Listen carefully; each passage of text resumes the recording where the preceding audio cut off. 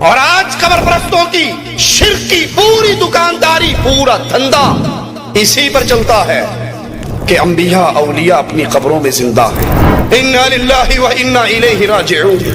نبی کی اتنی بڑی توہین، نبی کی اتنی بڑی گستاخی، عشق رسالت کا چولا پہن کر، محبت رسول کا پردہ اوڑھ کر نبی کے اوپر اتنی بڑی توہین، نبی کے اوپر اتنا بڑا الزام، نبی کی اتنی توہین کی یہ جسارت وہ کر رہے ہیں جو نبی کا نام آتا ہے تو انگوٹھے چومتے ہیں، جو نبی کا نام آتا ہے تو کھڑے ہو جاتے ہیں، جو بظاہر نبی سے محبت کا ایک چولا پہن کر عوام کو کھلے ہوئے شرک کے اندر گرا رہے ہیں۔ اپنی اس قبر پرستی کے پورے سسٹم کو چلایا ہی اس پر جاتا ہے کہ ہمارے بزرگ، ہمارے انبیاء اور اولیاء اپنی قبروں میں زندہ ہیں، یہ غوث ہیں، یہ قطب ہیں، یہ ابدال ہیں، ان سے جو مانگو یہ حاجتیں پوری کرتے ہیں۔ تیری نگاہ سے چلتا ہے کام یا خواجہ۔ اور میرا ایک ہی سوال ہے، اگر آپ پہلی مرتبہ ہماری شریف لائے ہیں پلیز سبسکرائب کر لیجئے۔ اور آج قبر پرستوں کی شرک کی پوری دکانداری، پورا دھندا اسی پر چلتا ہے کہ انبیاء اولیاء اپنی قبروں میں زندہ ہیں، سنتے ہیں، دیکھتے ہیں، انہیں سب پتا ہے۔ پورا دھندا قبر پرستوں کا یہی ہے کہ ہمارے بزرگ قبروں میں زندہ ہیں، وہ سب کچھ جانتے ہیں۔ اگر یہ اپنے بزرگوں کے بارے میں کہتے رہتے شاید ہماری زبان اتنی دراز نہ ہوتی، لیکن اس عقیدے کی بنیاد پہ انہوں نے محمد علیہ السلام کو وہ گالی دی ہے، وہ توہین کی ہے کہ رب محمد کی قسم کفار بھی وہ توہین نہیں کر سکے، اور کفار کو نبی صلی اللہ علیہ وسلم کی توہین کا وہ مٹیریل، وہ مواد دیا ہے جس کی بنیاد پر ہندو نے رنگیلا رسول لکھا، جس کی بنیاد پر ڈنمارک کے خبیثوں نے نبی صلی اللہ علیہ وسلم کی تشبیہیں بنائی، عورتوں کے اندر گھرا ہوا دکھایا، ان کو عورتوں کا رسیہ ثابت کیا۔ یہی عقیدہ اسی کتاب کے اندر ملفوظات احمد رضا کے اندر صفحہ 249 پہ 249 پہ احمد رضا خان صاحب بریلوی لکھتے ہیں، سوال کیا جاتا ہے کیا انبیاء علیہم السلام اور اولیاء کرام کی حیات برزخیہ میں کوئی فرق ہے؟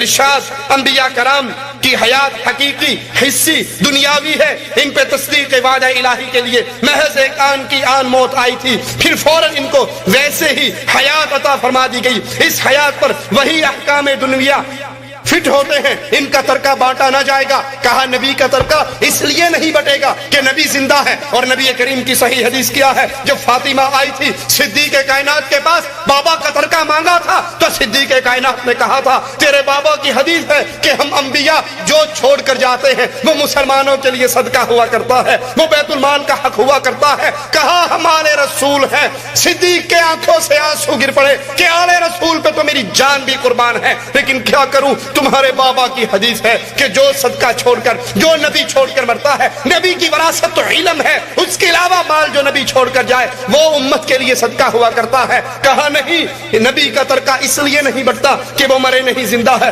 ان کی ازواج کو نکاح حرام ہے، نبی کی ازواج کو نکاح اس لیے حرام نہیں ہے کہ نبی کریم زندہ ہے، نبی کی ازواج کے ساتھ نکاح کرنا اس لیے حرام ہے کہ جو نبی کی بیوی ہے وہ امت کے مسلمانوں کی ماں ہے، اور ماں سے نکاح کرنا جائز۔ نبی کی بیویاں امت کی ماں ہونے کے ناطے آقا کی بیویوں سے نکاح کرنا جائز نہیں ہے کیونکہ وہ امت کی مائیں ہیں۔ یہاں کہتا ہے نہیں، چونکہ نبی زندہ ہے اس لیے ان کی بیویوں سے نکاح جائز نہیں، ان کا ترکہ بانٹا نہیں جائے گا، ازواج مطہرات پر عدت نہیں، نبی اپنی قبروں میں کھاتے پیتے ہیں، نماز پڑھتے ہیں۔ اب جو کفر کہنے لگا ہے ذرا دلوں کو تھامیے، کلیجوں پہ ہاتھ رکھیے اور سوچئے ہم نے کفار کو توہین رسالت کا کتنا مواد خود اپنے گھروں سے فراہم کیا ہے۔ احمد رضا خان صاحب کہتے ہیں، بلکہ سیدی محمد بن عبد الباقی زرقانی فرماتے ہیں انبیاء اپنی قبروں میں زندہ ہیں، ان کی قبروں میں ان کی بیویوں کو پیش کیا جاتا ہے جن سے وہ شباشی کرتے ہیں۔ انا للہ و انا الیہ راجعون، انا للہ و انا الیہ راجعون۔ نبی کی اتنی بڑی توہین، نبی کی اتنی بڑی گستاخی، عشق رسالت کا چولا پہن کر، محبت رسول کا پردہ اوڑھ کر نبی کے اوپر اتنی بڑی توہین، نبی کے اوپر اتنا بڑا الزام، نبی کی اتنی توہین کی یہ جسارت وہ کر رہے ہیں جو نبی کا نام آتا ہے تو انگوٹھے چومتے ہیں، جو نبی کا نام آتا ہے تو کھڑے ہو جاتے ہیں، جو بظاہر نبی سے محبت کا ایک چولا پہن کر عوام کو ہوئے شرک کے اندر گرا رہے ہیں. اپنی اس قبر پرستی کے پورے سسٹم کو چلایا ہی اس پر جاتا ہے کہ ہمارے بزرگ، ہمارے انبیاء اور اولیاء اپنی قبروں میں زندہ ہیں، یہ غوث ہیں، یہ قطب ہیں، یہ ابدال ہیں، ان سے جو مانگو یہ حاجتیں پوری کرتے ہیں. اور میرا ایک ہی سوال ہے، اگر نبی زندہ ہے، نبی کو موت نہیں آئی، ایک لمحے کے لیے آئی اور پھر دوبارہ زندہ ہو گئے، تمہیں اس بات کا شعور ہو گیا؟ فاطمہ کو اس کا شعور کیوں نہ تھا؟ فاطمہ کیوں نبی کی وفات کے 6 مہینے بعد تک فاطمہ زندہ رہی، لیکن کسی نے فاطمہ کے چہرے پہ مسکراہٹ نہیں دیکھی؟ تمہیں تو پتہ لگ گیا کہ نبی قبروں میں زندہ ہیں، ان کی بیویاں پیش ہوتی ہیں، ان سے شاباشی کرتے ہیں، لا حول ولا قوت الا باللہ، انا للہ و انا الیہ راجعون. یہ بات بلال کو پتہ کیوں نہیں لگی؟ بلال نے مدینہ کیوں چھوڑ دیا تھا؟ بلال نے اذان دینی کیوں چھوڑ دی تھی؟ وہ کیوں کہا کرتے تھے مجھے رسول کا چہرہ نظر نہیں آتا، اشہد ان محمد رسول اللہ کہتے ہوئے میں کس کو دیکھوں؟ میں آج کے بعد اذان نہیں دوں گا.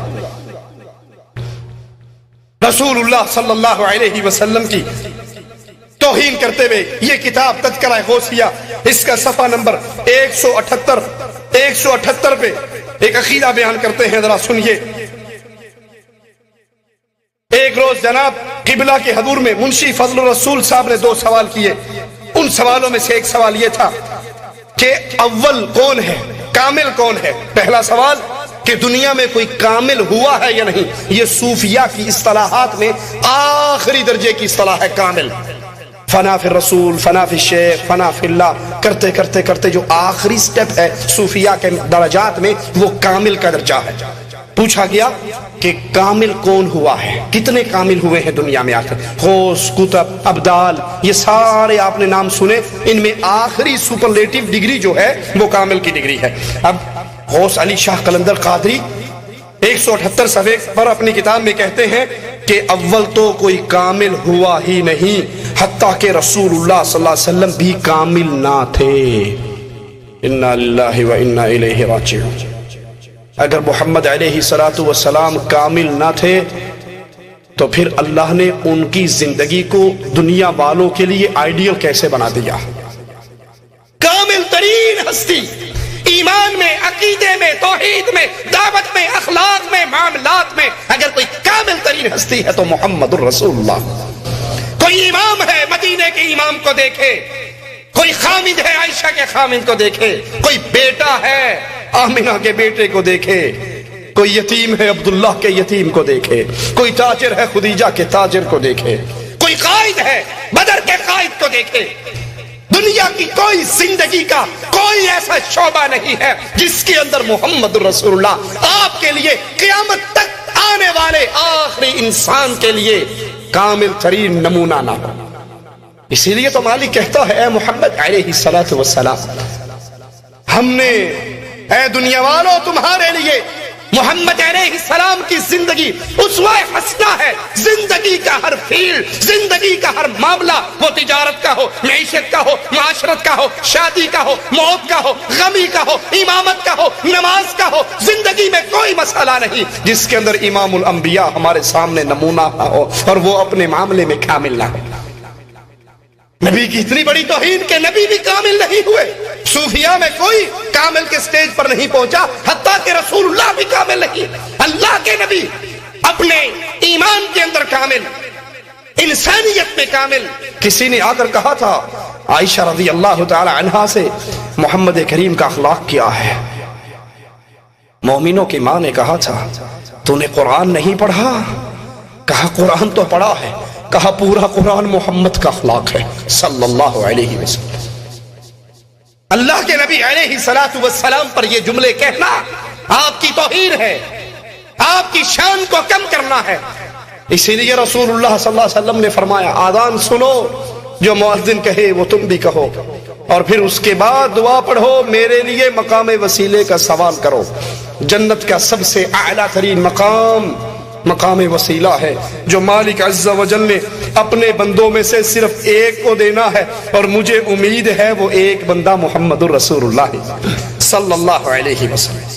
زندگی کا کوئی شعبہ نہیں جس میں ہمارے امام، ہمارے قائد، ہمارے نبی علیہ السلام ہمارے لیے اسوہ حسنہ نہ ہو، آپ کی زندگی ہمارے لیے نمونہ نہ ہو۔